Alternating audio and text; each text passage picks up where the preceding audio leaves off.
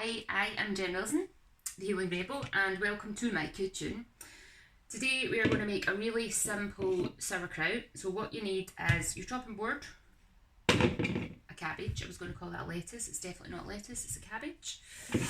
Sharp knife, and I'm using pink Himalayan salt, but you can use any kind of sea salt. Just don't use table salt because that's just sodium chloride and there's 0 minerals in it. You want sea salt. And your scales to weigh how much cabbage. Now the first thing you're going to do is you're going to take off the first 2 leaves here. So I always start rolling them so that they don't rip, because you need these at the end to lock in your cabbage for its ferment. I'm going to take these 2 off as best I can. Roll it out.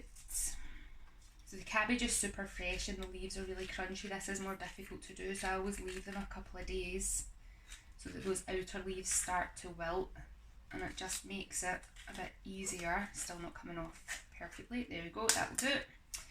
And then we're going to start to chop.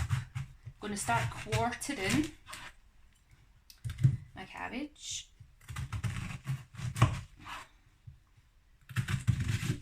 And then I'm going to start to finely slice it.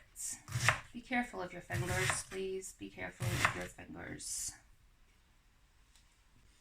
Right, so once you have chopped your cabbage, we need to weigh it so that we can get 2% salt. So get your bowl on, make sure it's zeroed, unless you know the weight of your bowl so that you can minus it afterwards.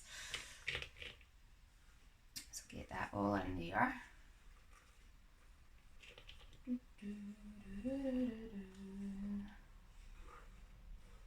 Hope you like my singing.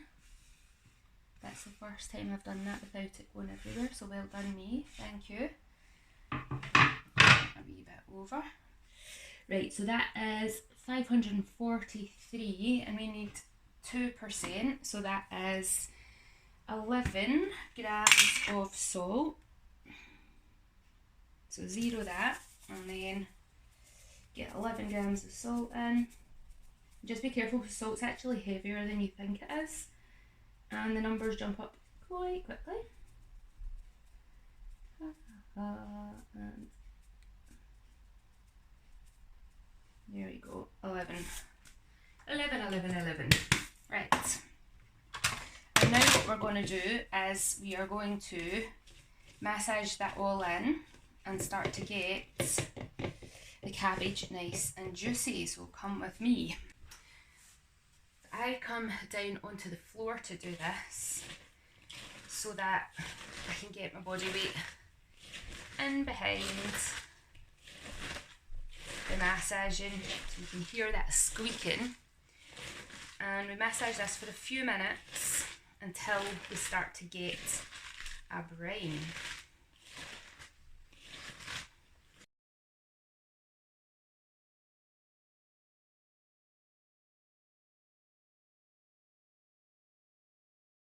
So we can start to see the brine coming in there. See that getting juicy? Let me tilt that to this. See, this is what we want, this brine. And we want to have enough brine that when we put it into our jar and press it down, the brine comes up over the top. So to keep it safe, we need an anaerobic environment. So that means an environment without oxygen. And as my good friend Janice says, under the brine, everything is fine. So we need to make sure that there's enough brine here.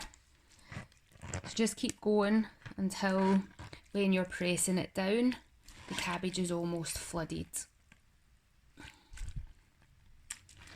So I've still got a wee bit more to go.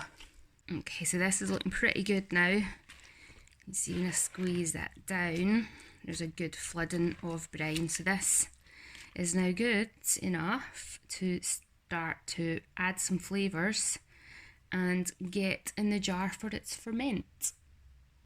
So you can flavour this with a whole variety of things. So you could use some dried herbs, any selection of herbs at all. You could add some chilli if you like things spicy. You could add pear, apple, some lemon. So if you're using the pear or apple, you want to grate that so that it breaks down nicely. You could use some dried fruits, cranberries maybe for Christmas season, depending on when you're making it. So flavour it with any flavours you like, and you can experiment with a whole variety of different things. So I will show you some of the different flavours that I have.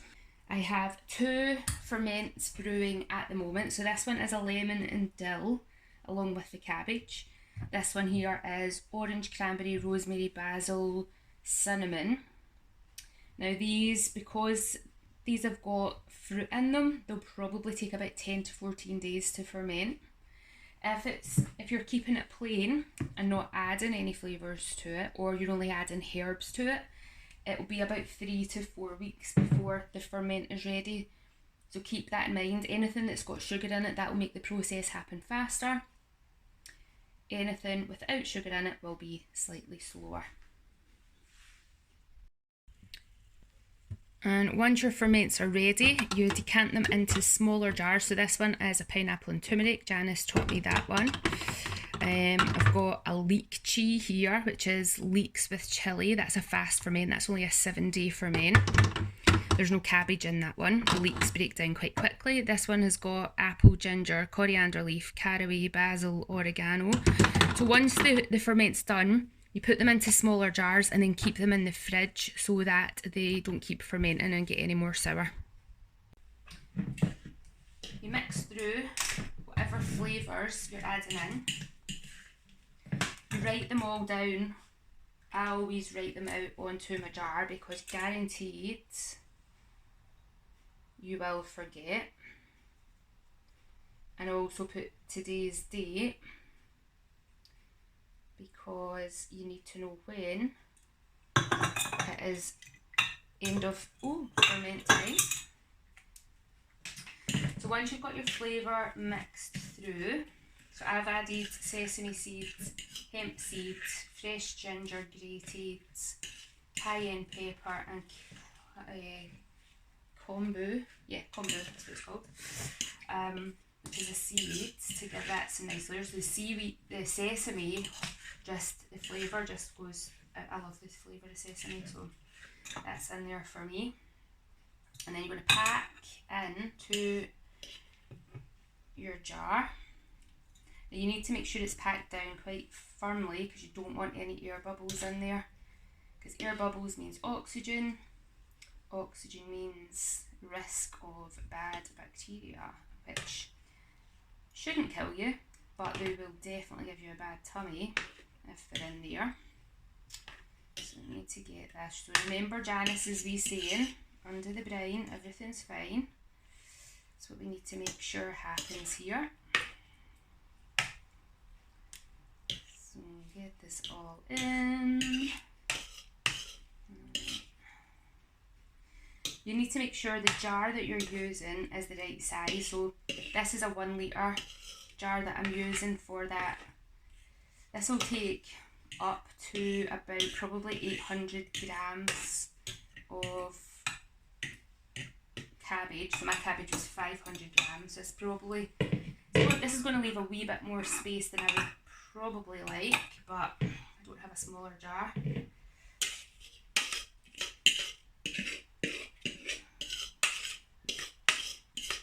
You don't want too much air in there.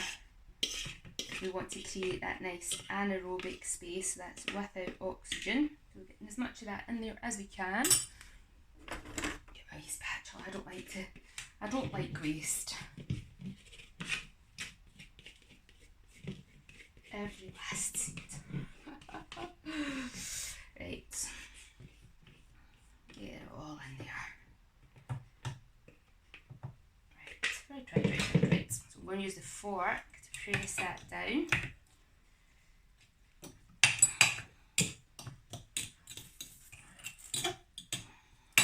Get it packed down, and then the leaves that we cut off earlier, This is a square jar, so I'm going to need to try and get this cut into a bit of a square so that it goes right out to the edges as best I can. So let me find my scissors. La la la. There's my scissors. So cut off, trim off some edges. So when it's a round jar, you can just cut it round the top of the jar. Right, so let's see. So just make sure everything is pushed down so that we've not got any up the sides. Every last bit in. And then let's get this leaf in. So press it into the corners and then we're going to press it down. And then I want to weigh that. I'm going to weigh this down so that it really pushes everything under the brine and takes out all that oxygen. These little jars that you get desserts in some of the supermarkets are perfect size. And then depending on how much space you've got in the top of the jar, you might not need anything else in there, but you might need something else to weigh down. So wee shot glasses can be really useful here, or anything else that you have that's got a bit of weight in it. I'm just going to find.